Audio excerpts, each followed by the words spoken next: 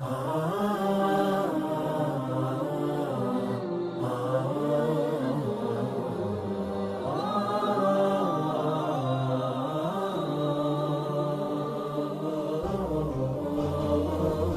دین اسلام میں کچھ تعلیمات ایسی ہیں جو انسان سوز ہیں، جن میں انسان کی انسلٹ ہے۔ مثلا ان میں سے ایک یہ کہ چور کا ہاتھ کاٹا جاتا ہے، ان میں سے ایک یہ کہ اسلام میں جو ہے مرتد کی سزا ہے، حالانکہ انسان مختار ہے کہ وہ ایمان لے آئے یا نہ لے آئے، جبکہ مرتد کو قتل کیا جاتا ہے۔ غلامی کا تصور ہے، یہ غلامی کا تصور کیوں ہے جبکہ اس میں انسان کی اہانت ہے؟ یہ انسانیت سوز قوانین ہے۔ تو میں ہر ایک کے حوالے سے علیحدہ بات کروں گا۔ ہم پہلے آتے ہیں غلامی کے تصور کی طرف۔ یہ صرف اسلام کو کیوں کہا جاتا ہے غلامی کا تصور ہے اسلام میں؟ آپ تمام اقوام کے حالات پڑھ لیں، جب اسلام نے غلامی کا تصور دیا تو اسلام نے دیا یا پہلے سے موجود تھا؟ ہر معاشرے میں غلامی کا تصور بدترین شکل میں موجود تھا، اسلام نے اس کو قبول کیا، لیکن احسن ترین شکل میں قبول کیا ہے۔ غلاموں کو بند کر کے رکھا جاتا تھا، غلاموں کو خصی کر دیا جاتا تھا، کنیزوں کے ساتھ پتہ نہیں کتنے کتنے مرد وہ آزادی سے وہ ریپ کیا کرتے تھے۔ اسلام نے اس کو ایک خوبصورت انداز دیا، جو خود کھاؤ غلام کو وہی کھلاؤ۔ ایک کنیز ایک مولا پہ حلال ہو سکتی ہے، کسی اور کے لیے حلال نہیں ہے، حرام ہے۔ جو خود لباس پہنو خود انہی کو پہناؤ، ان کو گالی دینا، ان کی اہانت کرنا جائز نہیں ہے، ان کو حد سے زیادہ کام لینا جائز نہیں ہے۔ ایک یہ کیا، دوسرا یہ کیا کہ آزادی، ان کی آزادی کے لیے ہر ممکن دروازہ کھولا۔ غلام آزاد کرنے کا اتنا ثواب بیان کیا کہ اس کو میرٹ قرار دے دیا کہ جو یہ کام کرے گا اس کو اتنے غلام آزاد کرنے کا ثواب، جو یہ کام کرے گا اس کو اتنے غلام آزاد کرنے کا ثواب، یعنی غلام آزاد کرنا ثواب کا ایک معیار قرار دے دیا۔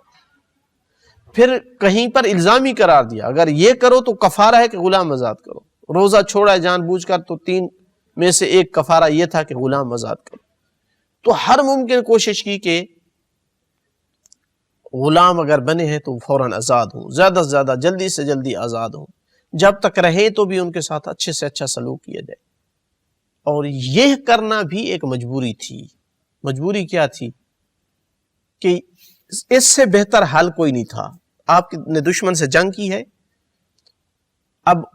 کچھ تو مارے گئے، جو بچے ہیں ان کو کیا کریں؟ اگر ان کو چھوڑتے ہیں تو ان کے جو پیچھے اور قبائل یا علاقوں میں اور قومیں ہیں ان سے جا کر مل کر پھر سازشیں کریں گے، ان کو آ کر جیل میں بند کرتے ہیں۔ تو جیل میں رکھنا یہ غلامی سے بھی زیادہ بدترین چیز ہے کہ وہ ان کو بیکار رکھیں اور سارا اپنا بجٹ ان پہ خرچ کریں۔ اسی طرح خواتین کو کنیز نہ بنانا، یعنی ان کو تنہا چھوڑ دینا، صرف خواتین کی بستی ہو، تو اس میں کیا کیا خرابی ہوں گی، ان کی کیا زندگی ہوگی۔ تو کیوں نہ ایسا ہو کہ غلام بنائیں، ان کو ایک ذمہ دار انسان بنائیں، کام کرنے والا آدمی بنائیں، اور کچھ عرصے تک اس کے آزادی کے راستے جو ہے وہ کھل جائیں۔ اگر ایک کنیز ایک بیٹا دے دیتی تھی تو پھر وہ کنیز آگے کے لیے آگے نہیں چل سکتی تھی، کنیز کے طور پر وہ مرد کے مرتے ہی آزاد ہو جاتی تھی، بیٹے کی میراث میں آتی اور آزاد ہو جاتی، قہری آزادی۔ تو پھر یہ کہ دروازہ انتہائی تنگ کیا کہ صرف معصوم نبی یا امام کے ساتھ مل کر مسلمان جنگ کرے تھے تو تب وہ کنیز یا غلام بنا سکتے تھے۔ اس وجہ سے اس کا اب تو صرف تصور ہی رہ گیا ہے، فقہ میں ذکر ہی رہ گیا۔ اب موجودہ دور میں کوئی غلام یا کنیز نہیں بنا سکتا ہے۔ تو لہٰذا ایک حد تک مجبوری تھی، اور دوسرا معاشرے میں یہ تصور پایا جاتا تھا وہ آپ کو غلام بنا رہے ہیں، آپ نہ بنائیں ان کو غلام۔ یہ انصاف تھا اس وقت۔ پھر ایسا عادلانہ ان کے ساتھ سلوک اور رویہ کہ کتنے غلام کافر آتے اور مسلمان ہو جاتے۔ کتنی اچھی غلامی تھی جس نے اس کو جہنم سے نکالا اور مسلمان بنا دیا۔ اور پھر اس کو کیوں نہیں دیکھتے کہ یہ جو اسلام کے خلاف تان و تشنیع کرتے ہیں کہ ان میں غلامی کا تصور ہے، انہوں نے پوری پوری قوموں کو غلام بنایا ہوا ہے، استحصال کیا ہوا ہے چھوٹی چھوٹی قوموں کو، ان کے اقتصادی جتنے اسباب ہیں ان پہ قبضے کیے ہوئے ہیں۔ اسلام فرد کو غلام بناتا تھا، انہوں نے پورے پورے معاشروں کو غلام، قوموں کو غلام بنایا ہوا ہے، اس کی تو بات ہی کوئی نہیں کرتا، بس اسلام میں غلامی کا تصور کیوں ہے۔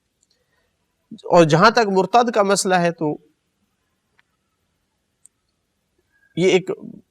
بہت بڑی سازش کا رستہ روکنا مطلوب تھا۔ اگر اسلام آزاد چھوڑ دیتا کہ جو آئے مسلمان ہو، جب چاہے کافر ہو جائے، کوئی اس کو روک ٹوک نہیں ہے، تو اسلام کے خلاف یہ سازش ہو رہی تھی، اس وقت بھی ہو رہی تھی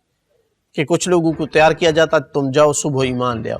شام یا رات کو کہو کہ نہیں نہیں ہم تو اس دین کو نہیں مانتے ہیں، اس میں کوئی مزہ نہیں ہے، کوئی حقانیت نہیں ہے، اس طریقے سے سازش کرو اور اسلام کو بدنام کرو۔ تو آپ کو جب مسلمان بننے پہ مجبور نہیں کیا جا رہا تو آپ کیوں بن رہے ہیں؟ پھر آپ جب بن گئے، فرض کیا آپ کافر بننا چاہتے ہیں تو خاموشی سے رہیں، اعلان کیوں کرتے ہیں؟ تو مرتد کو تب قتل کیا جاتا ہے نا جب اس کے خلاف گواہ پیش ہو جائیں اور اعلان کرے کہ میں کافر ہو گیا ہوں۔ اگر وہ دل سے کافر رہنا چاہتا ہے اپنے اندر تو رہے، اس کو کس نے، اس چیز کا کس کو پتہ چلے گا اور کون اس کو سزا دے گا؟ پھر یہ بات کہ صرف اسلام میں مرتد کی سزا کفر یعنی قتل ہے، کیا ابھی تک دوسری قوموں میں کسی گناہ کی سزا قتل نہیں ہے؟ اسٹیبلشمنٹ کے خلاف جو کرتا ہے، فوج سے جو بھاگتا ہے، جنگ میں جو بھاگ جاتا ہے، کتنے ایسے گناہ ہیں جن پہ کہا جاتا ہے کہ فوری اس کو فائر کر دیا جائے۔ اس نے قوم سے خیانت کی ہے، اس نے ملک سے خیانت کی ہے جس میں پلا بڑھا ہے، تو جو دین کے اندر آ کر پھر مسلمانوں کے راز لے کر تمام اسرار سے مطلع ہو کر پھر اس کے ساتھ خیانت کرے، اس کو پھول کی ٹوکری پیش کی جائے،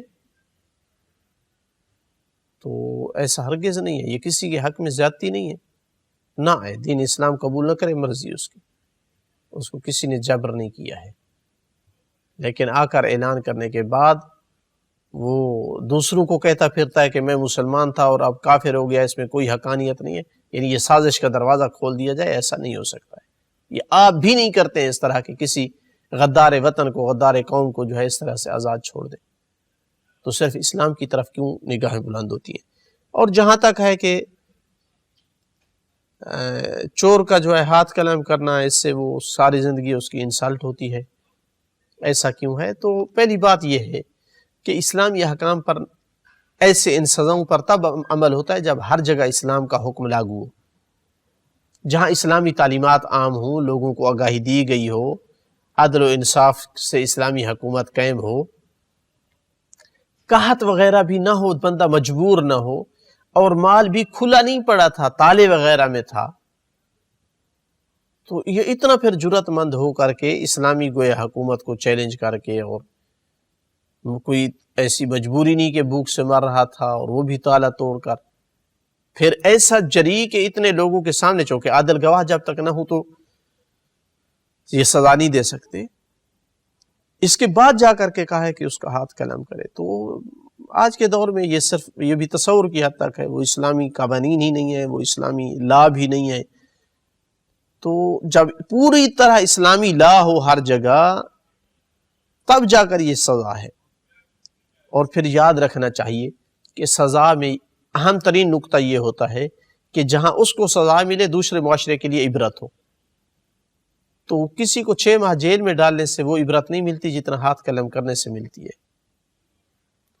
پھر معاشرے کے لیے بھی اور خاندان کے لیے بھی اور خود اس آدمی کے لیے بھی جیل والی سزا زیادہ بری ہے ہاتھ کا قلم کرنے سے،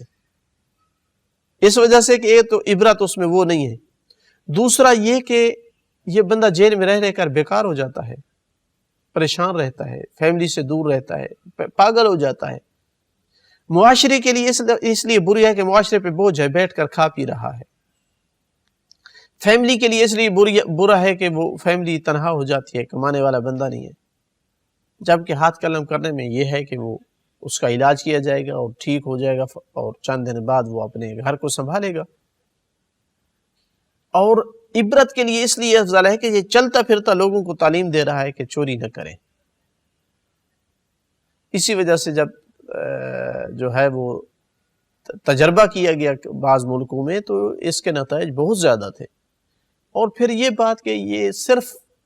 ٹھیک ہے کہنے میں ہے لیکن تطبیق میں عمل میں کتنا دفعہ کیا گیا ہے. مثلا سعودیہ میں جو ہے یہ نافذ العمل ہے, کہتے ہیں اب تک 5-6 لوگوں کے ہاتھ قلم ہوئے ہیں, یعنی شاید 10 ہوں گے, کتنا ہے, لیکن ایسی ہیبت طاری ہوتی ہے کہ پھر جو ہے وہ سینکڑوں اور ہزاروں چوریوں سے لوگ محفوظ رہ جاتے ہیں. جبکہ جیلیں آپ پر کرتے جائیں پھر بھی چوریاں جو ہے وہ نہیں رکتی ہیں, چونکہ پتہ ہے 6 ماہ بعد سال بعد مفت میں کھانا ملتا رہے گا اور 6 ماہ بعد سال بعد ہم آزاد ہو کر کے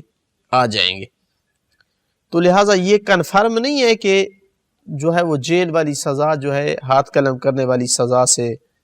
زیادہ اچھی اور بہتر ہے. سزا کے جو اہداف ہیں ان کو دیکھا جائے,